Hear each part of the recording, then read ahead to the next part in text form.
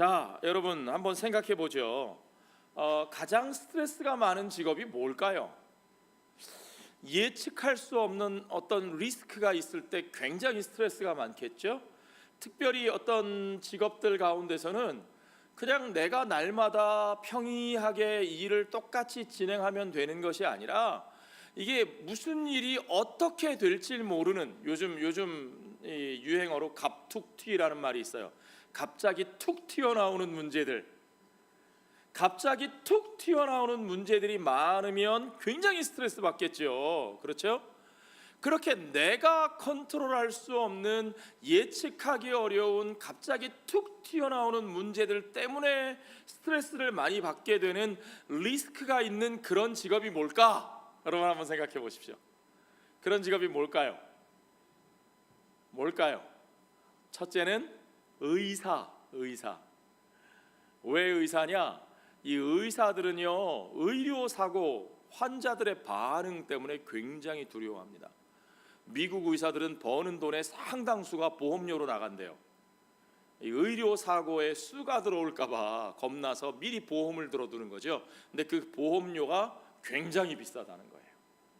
사람들의 반응이요, 조금만 뭐가 병세가 호전되는 것 같으면 의사 선생님, 아이고 선생님 너무 감사합니다. 의사 선생님이 하나님같이 보이죠. 그런데 조금 문제가 생기고 어려워지면 사실 그거 의사가 하는 역할 요거밖에 안 되거든요. 죄송합니다, 의사 선생님 이 안에 계시면 혹시 사람의 병에 의사가 하는 역할 요거밖에 안 된대요. 그런데 뭐가 문제가 생기면 다 의사 탓인 거죠. 그렇죠?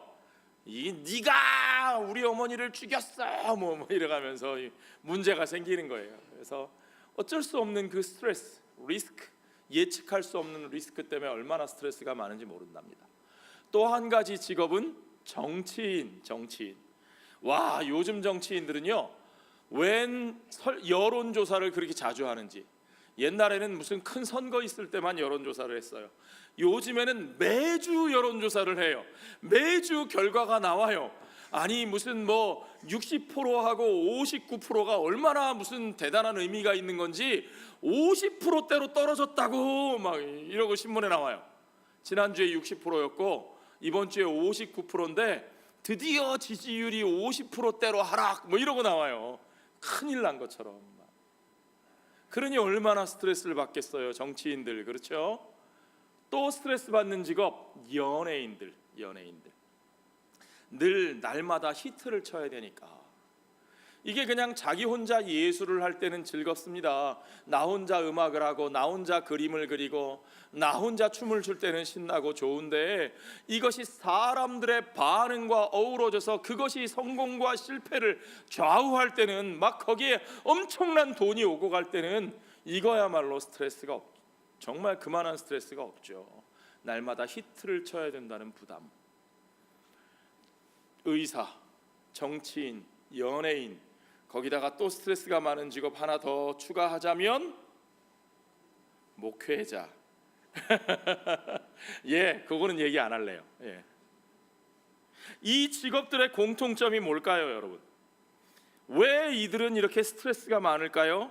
공통점이 뭐냐면 사람들의 반응에 대해서 예민할 수밖에 없는 직업이에요. 나 혼자 하면 끝나는 것이 아니라 사람들의 반응에 대해서 예민할 수밖에 없다는 거예요. 그런데요, 여러분, 사람들의 반응에 일희일비하지 마세요. 그렇게 살면 불행해져요. 사람들이 반응이 좋으면 세상 모든 걸 다 얻은 것 같고, 사람들의 반응이 나쁘면 막 모든 것이 끝난 것 같이 살지 마세요. 그러면 절대로 행복할 수 없습니다. 사람들이 나를 받아들이지 않고 미워한다고 해서 내가 실패한 것 아닙니다. 절대 그렇지 않습니다. 사람들이 나를 무슨 대단한, 마치 신이라도 된 것처럼 떠받든다고 해서 내가 무엇인가 대단한 사람이 됐느냐? 아니요, 그렇지 않아요. 내가 그런 사람이 아니라는 건 누가 더 잘 알아요? 내가 더 잘 알아요. 내가. 그죠? 예. 남이 나를 어떻게 보느냐가 아니라 내 자신에게 충실하게 살아야 돼요. 우리는 그 사람들의 반응을 따라 사는 존재가 아니고 우리는 소명과 사명을 따라 사는 존재입니다. 아멘. 우리는 하나님의 콜링과 하나님이 주신 미션을 따라 살아요. 하나님이 부르신 그 길을 걸어가야 되고 하나님이 맡겨주신 그 일을 하는 거예요. 거기에 대해서 사람들의 반응이 좋으면 좋겠지만 사람들의 반응이 나쁘다고 내가 망가진 것도 아니고 사람들의 반응이 좋다고 내가 대단해진 것도 아니에요. 나는 그 길을 가는 거예요.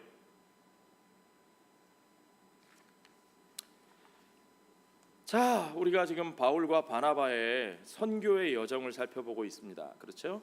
그 속에서 우리들의 삶의 모든 과정이 선교의 여정이라는 사실을 우리가 확인하면서 같이 살펴보고 있어요.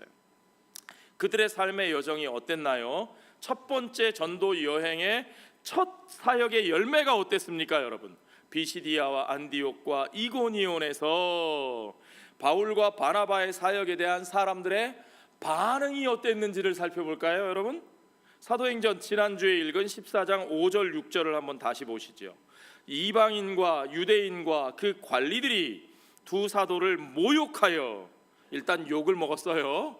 모욕하여 돌로 치려고 달려드니 그들이 알고 용감하게 맞섰다? 아니요, 그들이 알고 도망하여 루가오니아의 두 성 루스드라와 더베와 그 근방으로 갔다 그랬어요. 사람들이 그들을 유혹하고 돌로 치려고 달려들었고 사도들은 아무 힘없는 사람처럼 도망쳐 나왔습니다. 정말 폼 안 나게요, 그렇죠? 인생 폼으로 사는 거지. 그런 분들에게는 진짜 모양 빠지는, 폼 안 나는 모습이에요.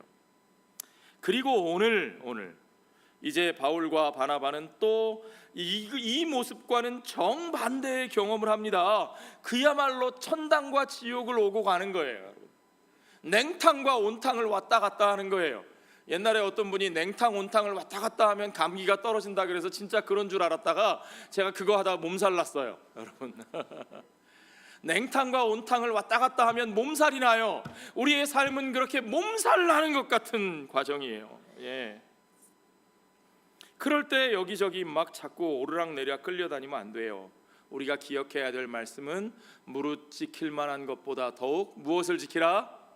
내 마음을 지키라. 그렇죠? 우리가 그 잠언의 말씀을 마음에 새기고 묵묵히 우리의 길을 가는 것이 중요합니다. 자, 오늘 발생한 문제는요, 바울이 나면서부터 걷지 못하는 사람을 고치는 일에서 시작됐어요. 이거 훌륭한 일이잖아요, 그렇죠? 8절에 보세요. 루스드라에 발을 쓰지 못하는 사람이 앉아 있는데 나면서 걷지 못하게 되어 걸어본 적이 없는 자라. 바울이 말하는 것을 듣거늘 바울이 주목하여 구원받을 만한 믿음이 그에게 있는 것을 보고 큰 소리로 이르되 네 발로 바로 일어서라 하니 그 사람이 일어나 걷는지라. 이거 어디서 많이 본 사건 같죠? 기억나세요? 사도행전 몇 장? 3장에서 베드로가 성전 미문에 앉아서 구걸하던 그 사람을 고치는 장면하고 매우 비슷해요, 그렇죠? 이 두 사람이 나면서부터 걷지 못했다라는 것도 비슷하고 주목하여라는 표현도 비슷하고 누가가 의도적으로 같은 표현들을 사용하고 있다고 봐요. 저는 그렇게 봅니다. 근데 여기서 누가가 중요하게 표현하고 있는 것이 9절에 나옵니다. 그게 뭐냐? 구원받을 만한 믿음이 그에게 있는 것을 보았다. 구원받을 만한 믿음이 그에게 들어있었다는 거예요. 그러니까 이와 같은 치유의 역사가 바울의 능력에서 나온 것이에요, 아니에요? 아니라는 거예요. 그 역사가 바울로부터 말미암은 것이 아니라 하나님께서 그 안에 넣어주신 무엇으로? 믿음으로 말미암은 것이다.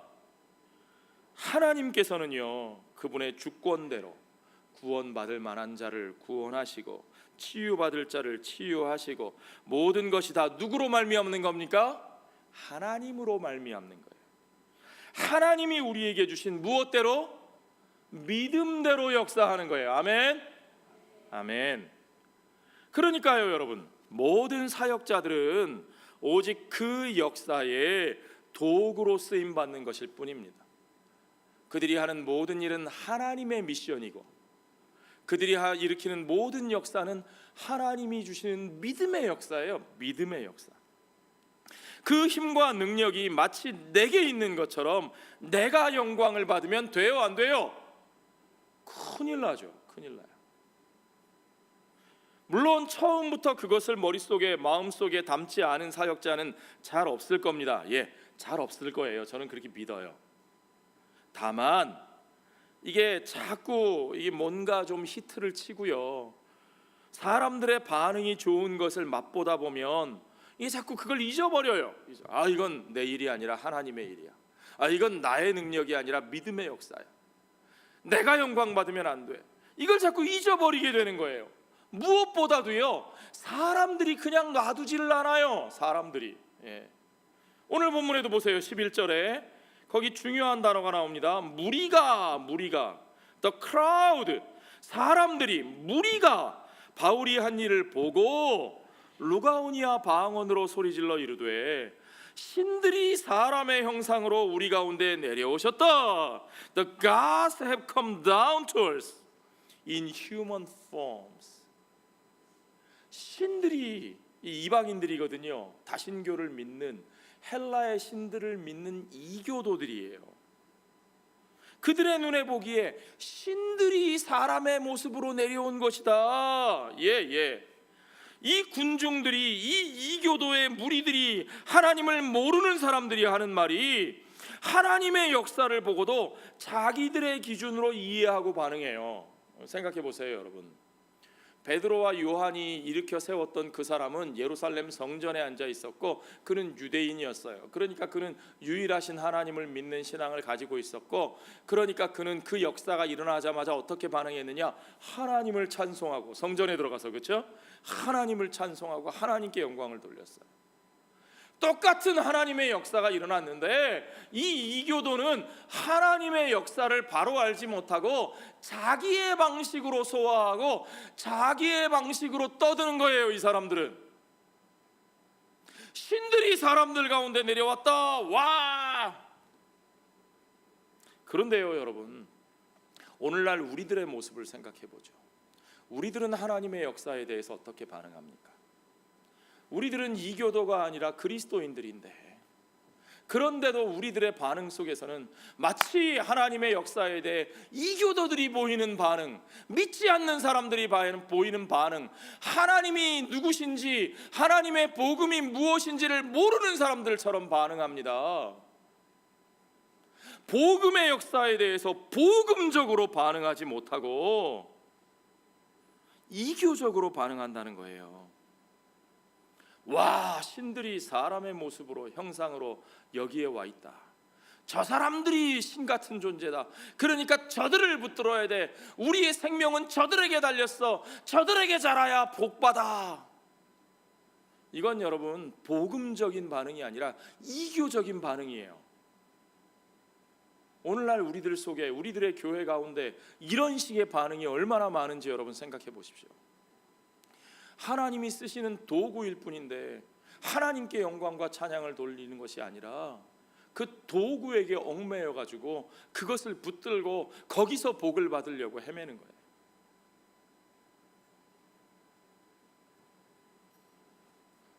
그래서 하나님의 도구에 불과한 어떤 사람을 마치 하나님처럼 떠받듭니다. 중요한 건요, 군중들의 그런 태도가 사실 그 사람을 높이는 것 같지만 그 사람을 망친다는 사실이에요. 그렇게 떠받들어지고 그렇게 높여지는 사람은 결국 망가집니다. 믿으시면 아멘 하십시오. 여러분, 우리가 한 사람 기억하죠? 분봉왕 헤롯. 하나님께 올려드려야 할 영광을 자기가 받아서 어떻게 됐어요? 벌레가 먹어 죽어버렸어요. 성경에 죽은 사람 중에 가장 비참하게 죽은 사람, 저는 이 사람이에요. 벌레에게 먹혀 죽어버렸어요. 자, 바울과 바나바는 어떻게 반응합니까? 이 사람들이 보이는 재밌는 반응이 하나 더 있는데요, 12절에 보시죠. 바나바는 제우스라 하고 바울은 그 중에 말하는 자이므로 헤르메스라 하더라. 제우스는요, 그리스 신화에 나오는 올림푸스의 신들 중에 최고의 신이죠. 로마 신화에서는 주피터라고 부릅니다. 주피터. 헤르메스는 제우스의 아들이에요. 로마 신화에서는 머큐리라고 부르는데, 머큐리 별의 이름이죠.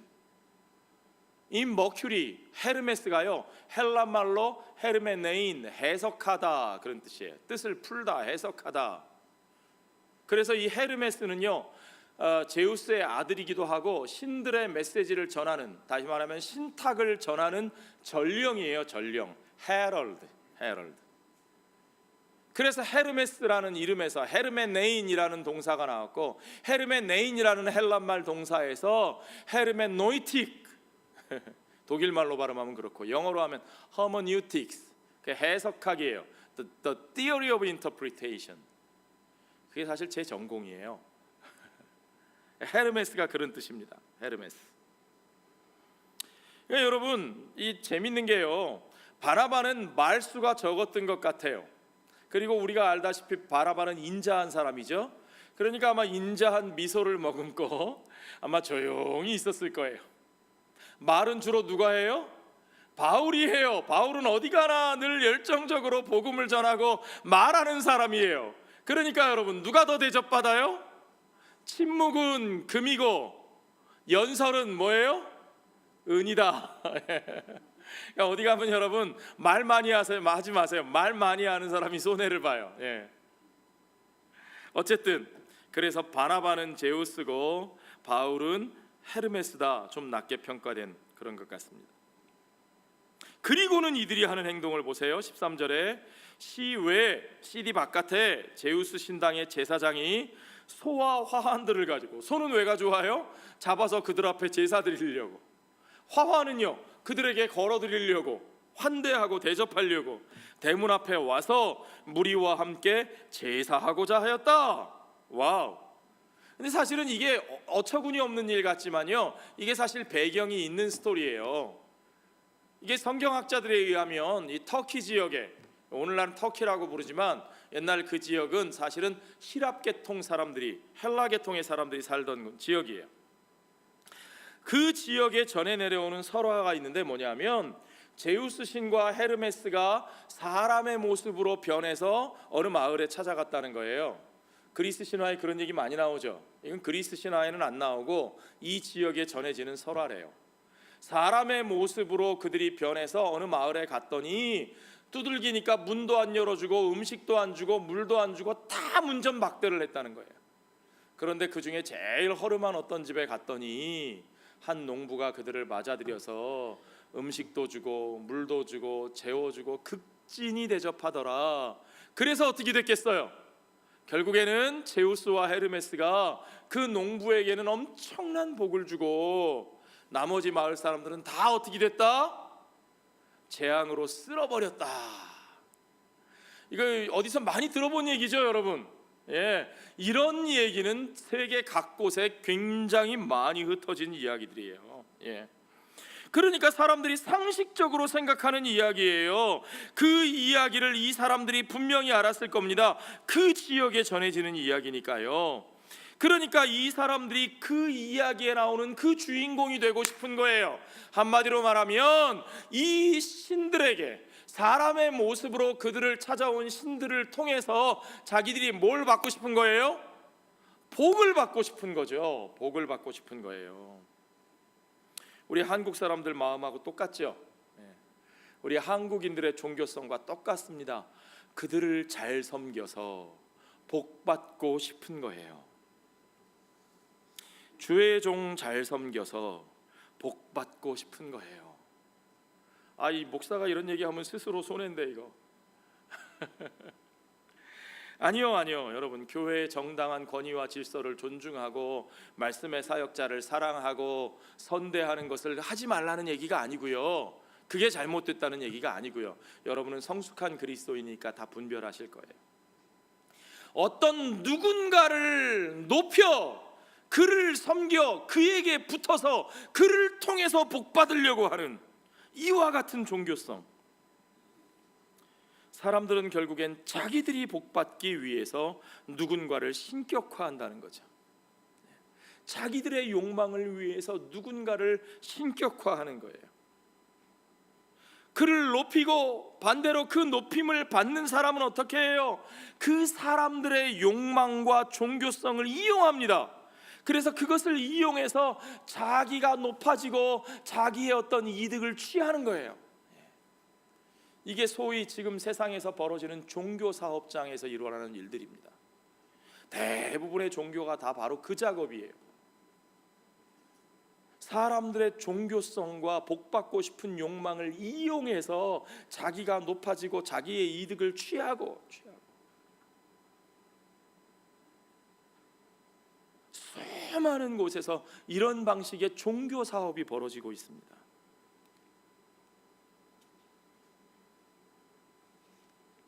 중요한 건 사람들이 이런 일을 하려고 할 때 우리들의 반응과 태도가 매우 중요하다는 거예요. 특별히 오늘날 우리들에게 있어서 이것이 굉장히 중요합니다. 그래서 하나님 앞에서는요, 이게 얼마나 중요하냐면 우리가 가진 능력보다 이러한 분명한 태도가 훨씬 더 중요하다고 저는 믿습니다. 왜 그런 줄 아세요? 능력은요, 좀 부족하면 하나님이 채워주셔요. 아멘? 안 믿어지시나 봐요. 하나님은 능력이 부족해서 우리를 쓰시는 분이 아니세요. 아멘? 하나님은 전능하신 하나님이세요. 아멘? 그러니까 능력이 부족하면 하나님 앞에 구하면 하나님이 채워주세요.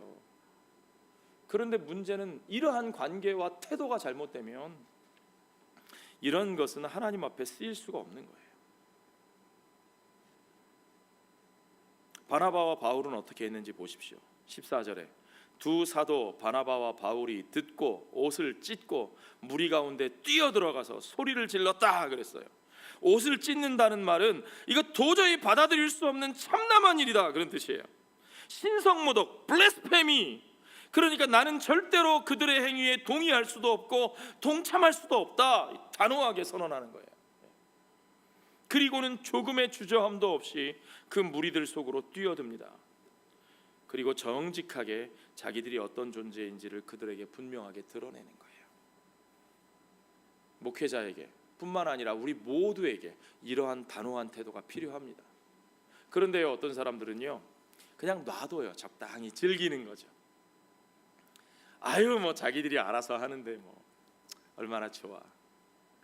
그래놓고 나중에 문제가 생기면 뭐라 그러는 줄 아세요? 그거 내가 시키지 않았는데요. 내가 시킨 일 아닌데요. 아니요, 우리는 단호하고 분명하게 정직하게 분명하게 선포해야 돼요. 우리가 어떤 존재인지를. 바울과 바나바를 보십시오. 15절에 보니까 바울이 말합니다. 이르되 여러분이여 어찌하여 이러한 일을 하느냐? 우리도 여러분과 같은 성정을 가진 사람이라. 여러분에게 복음을 전하는 것은 바로 이런 헛된 일을 버리고 천지와 바다와 그 가운데 만물을 지으시고 살아계신 하나님께로 돌아오게 하니라. 바로 이런 헛된 짓을 하지 않게 함이라. 이런 헛된 일이 뭐예요? 하나님이 아닌 어떤 것, 우리의 주인이 아닌 어떤 것, 영원할 수 없는 어떤 것, 그것이 어떤 신의 모습을 하고 있던, 그것이 우리에게 풍요와 다산과 돈과 쾌락을 주는, 명예와 자존감과 무엇을 주는 어떤 것이라 할지라도, 그것이 어떤 자리이든지 어떤 사람일지라도, 심지어는 우리가 몸담고 있는 교회 조직이 그럴 수도 있어요. 우리 교회, 우리 목사님, 이 전통을 내가 어떻게 붙들고. 그 모든 것들이 우상일 수 있다는 거예요. 그 헛된 것들을 버리고 오직 천지와 바다와 그 가운데 만물을 지으신 살아계신 하나님께로 돌아오게 하는 것이다. 복음은 뭐다? 헛된 것을 버리고 그 헛된 일을 버리고 살아계신 하나님께로 돌아오는 일이다. 아멘. 요즘 유행하는 미투에서 한 발 더 나아가 여기 바울의 표현을 보니까 We too are only human. 그랬어요. me too 정도가 아니라 we too예요. we too. 우리도 역시 only human. 우리도 역시 너희와 같다 그 말입니다. 우리도 특별한 존재가 아니라는 것입니다. 여러분, 복음은 이것을 받아들이고 인정하는 데서부터 시작돼요. 여러분, 특별한 존재가 되려고 하지 마십시오. 아멘. 누군가를 특별한 존재로 만들지도 마십시오. 예수님 말씀하셨듯이 오직 하나님 한 분밖에 선한 분이 없으시다. 그렇죠? 복음은 그것을 정직하게 선포하는 것입니다. 그래도 특별해지고 싶으십니까, 여러분? 꼭 그것만은 좀 이루고 싶으세요? 어떤 대단한 일을 이루고 싶으세요? 참 이민 생활이 감사한 건요, 우리는 이민자로 살면서 저절로 그걸 훈련받아요. 내가 특별한 사람이라는 생각, 내가 뭔가 대단한 일을 해야만 된다는 생각. 이민자로 살면 그거 다 내려놓게 되잖아요, 그죠? 예, 자동으로 훈련받게 되어 있습니다. 그런데 문제는요, 이민 생활하면서 그거 다 내려놓은 것 같은데 그걸 다른 데서는 이룰 수 없으니까 어디 가서 이루려고 하느냐? 어디 가서 이루려고 해요? 교회 가서 이루려고 해요. 교회 가서. 다른 데서는 안 될 것 같거든요. 이게 저 키 크고 눈 파랗고 머리 노란 사람들 속에 가면 그게 안 될 것 같으니까 만만한 데가 교회예요. 교회 와서 그냥 교회 와서 내가 특별해지고 지고 싶고, 교회 와서는 내가 대단해지고 싶고, 교회 와서는 내가 인정받고 싶고. 그럴 때마다 스스로에게 이렇게 물어보십시오. 이거 중요한 거예요, 여러분. 따라해 보십시오. So what?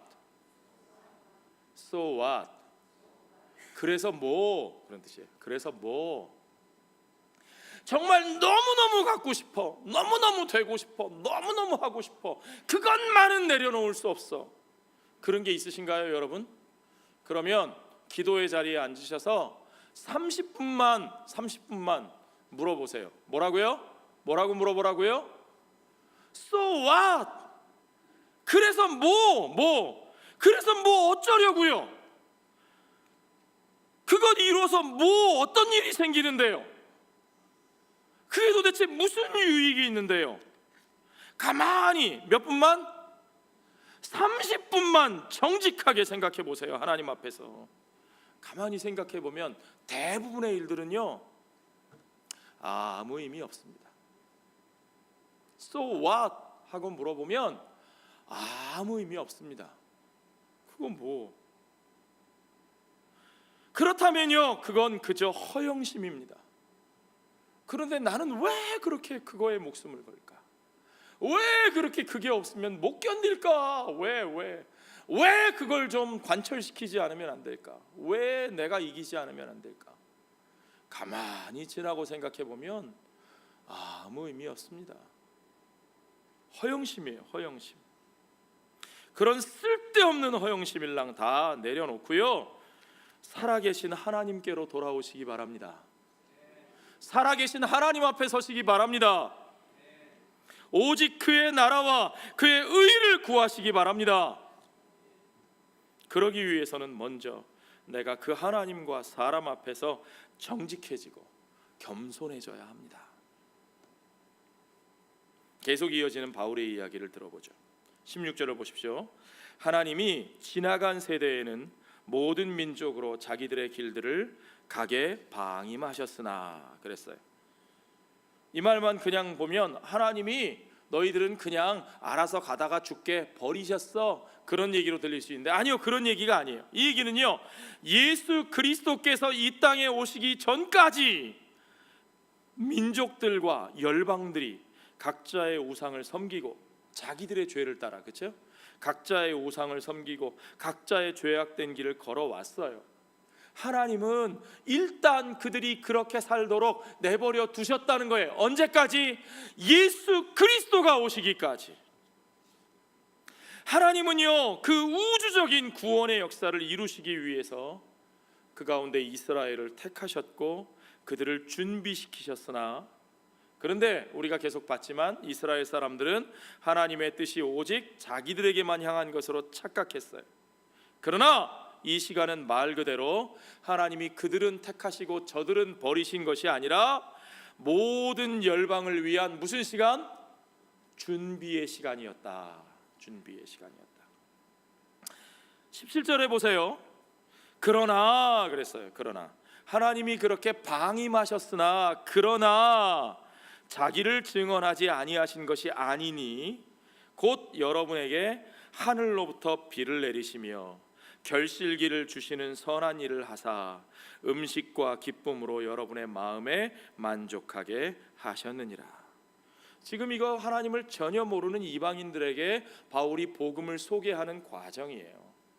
이제까지는 유대인들의 회당에 가서 유대인들과 하나님을 경외하는 이방인들에게 복음을 전했으니까 주로 구약 역사의 이야기를 가지고 접근했지만 이제는 그런 것들을 전혀 모르는 이방인들에게, 생판 모르는 이방인들에게 전하니까 이제 과연 하나님이 어떤 분이신가를 아주 원초적으로 접근해 가고 있는 거죠.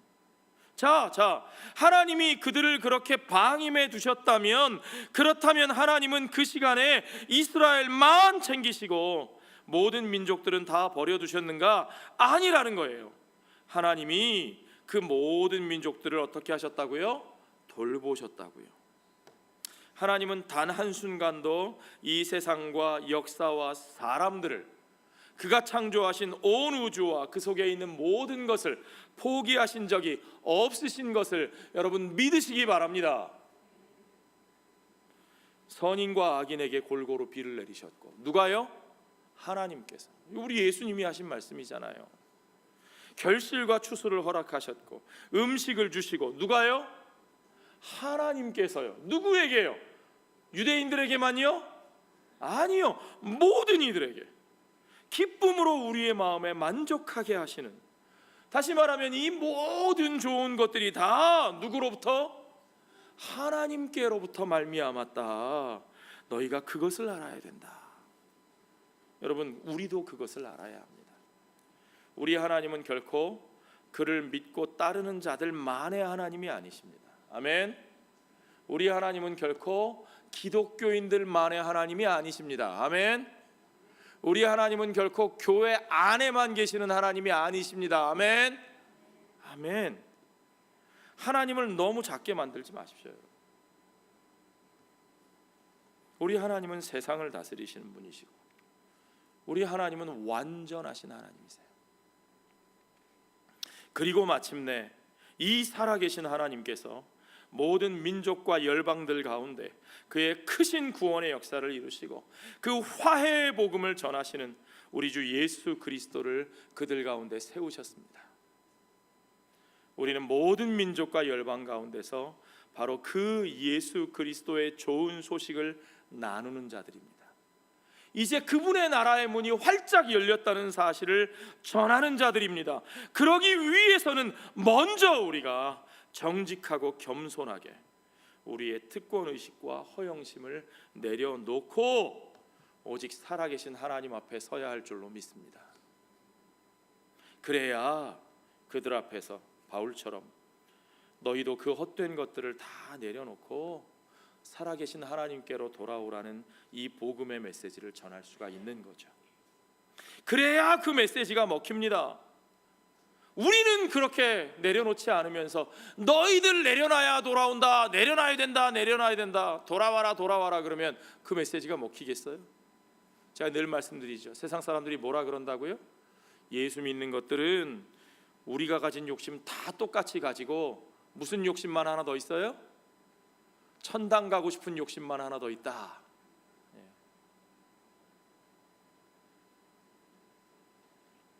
어리석고 헛된 욕망의 우상을 우리부터 먼저 내려놓지 않고는 아무것도 안 되는 것을 믿으시기 바랍니다. 18절을 보니까 재밌어요. 이렇게 말하여 겨우 무리를 말렸대요. 영어 표현은 더 재밌어요. Even with these words, 이렇게 말했음에도 불구하고 they had difficulty keeping the crowds from sacrificing to them. 이렇게 말했음에도 불구하고 그 군중들이 그들에게 제사 지내는 것을 막는 것이 참 어려웠다. 예, 겨우겨우 말렸대요.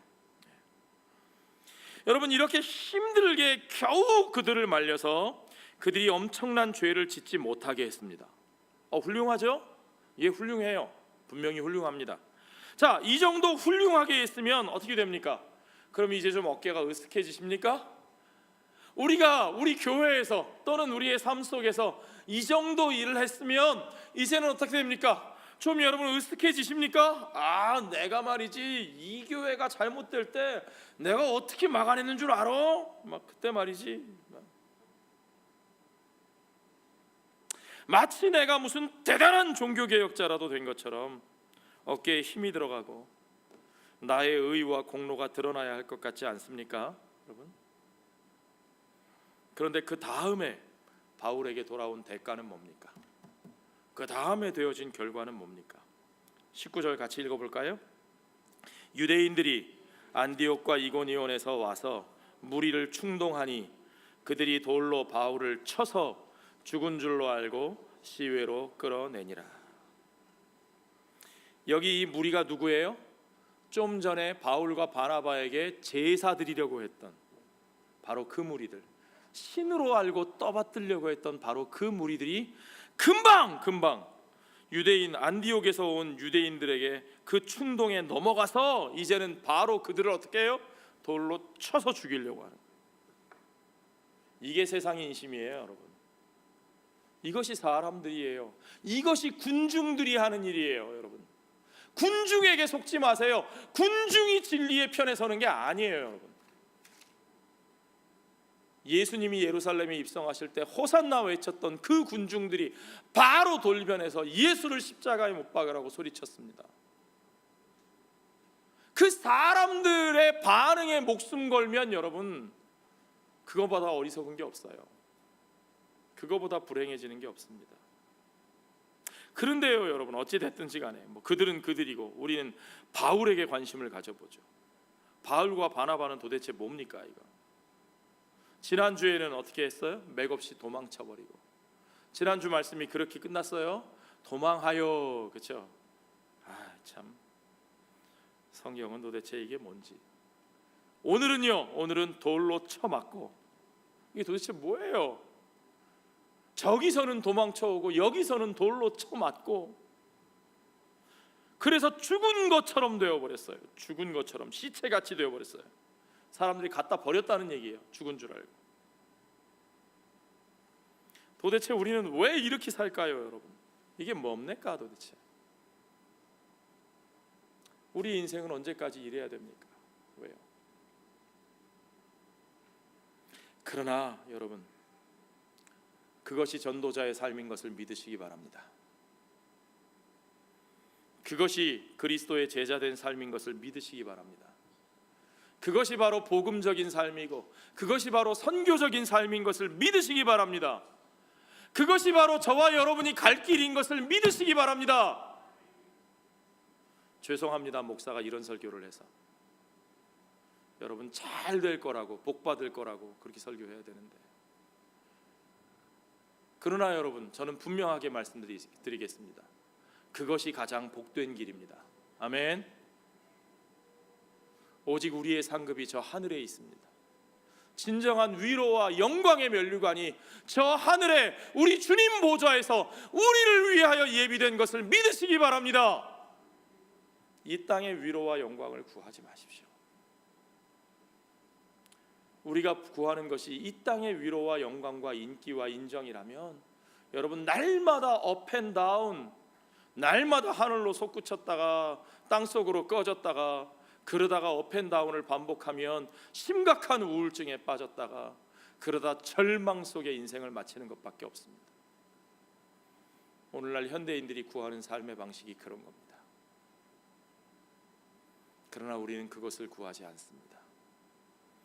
우리는 오직 하늘의 위로와 그 영광을 구하며 오직 우리 주님이 걸어가신 그 십자가의 길을 걸어가는 사람들입니다. 그것이 하나님 나라의 길입니다.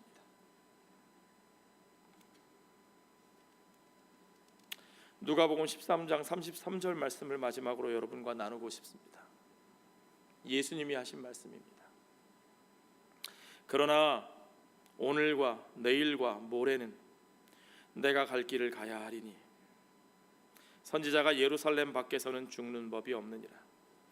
In any case, I must press on today and tomorrow and the next day. For surely no prophet can die outside Jerusalem. 여러분, 우리는 오직 그 소명의 길을 걸어갑니다. 하나님이 우리에게 주신 그 소명의 자리에서 때로는 쫓겨 도망가고 때로는 돌로 쳐 맞을지라도, 그러나 우리는 오늘도 내일도 그리고 그 다음 날도 그 소명의 길을 갑니다. 오직 우리가 그 소명의 자리가 아닌 곳에서 죽을 일이 없습니다. 아멘. 그들이 우리를 죽일 수 없습니다. 우리 마음대로 우리가 죽지도 못합니다. 오직 우리의 삶을 주장하시는 하나님께서 두신 그